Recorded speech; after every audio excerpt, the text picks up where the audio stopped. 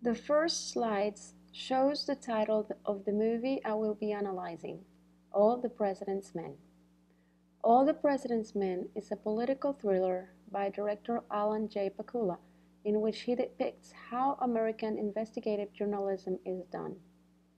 Pakula uses a strong story, excellent light settings, strategic camera angles, great screenplay and composition to deliver his message in a strong format. Pakula was born in the Bronx, New York, in April 1928. He directed many psychologically sharp and successful films, including All the President's Men.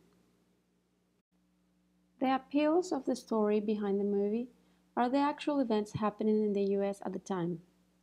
The central element of the story is the 1972 burglary at the Watergate Hotel and Office Complex in Washington, D.C. Pakula uses footage of President Nixon and images of newspapers of those specific times as evidence to support the facts, this in an effort to try to gain the audience's trust. Here, we can see one of the footages of President Nixon used by Pakula in his film. In this picture, President Nixon resigns from his position as President of the United States. Lighting in the movie plays a very important role since it is the silent voice that allows audience to identify and relate to determined situation. In the film, Pakula wanted to tell the story while making connections between light and shadows. The bright side of the movie would represent the main character's workplace, a place where information could be made public. It would be the fluorescent newsroom that shines a light over actual events happening. The dark side, on the other hand, would be the outside world where this information is always elusive. Darkness and shadows would constantly obstruct the truth. The angles in the movie permits audience witness the ordeal the main characters go through to uncover the truth. In this slide, for example, there are 4 different scenes. It begins with the main characters at the Library of Congress running their fingers through hundreds of small documents. The camera starts pulling away from them to the point of giving an aerial view of the interior of the library.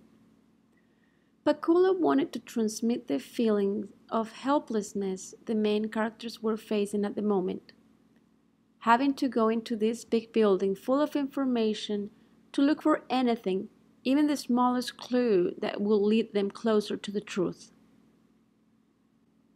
In this scene, one of the main characters is shown in the foreground by the phone, busy on the Watergate story, while in the background his co-workers are busy with what they think are real news. At this moment, Watergate was nothing for many important newspapers, and Pakula shows this isolation with scenes like these as well as with dialogues. Screenwriter William Goldman did a remarkable job at scene setting. Details like continuous smoking and coffee drinking plus a good angle tells audience the emotional state the main characters were in. The different shots showing pieces of paper, scribbles, and annotations give the idea of a constant digging for information. The typewriting and the phone calling also show the urgency with which main characters were looking for important information and reliable sources. Finally, and one of the most defining scenes can be the teletype receiving the news of Nixon's resignation at the end of the movie. In this scene, Pakula wants to celebrate the hard work of the main characters, since at the end, justice prevailed. The collection of all right elements make of this film the perfect composition, transmitting to the audience a convincing example of good journalism.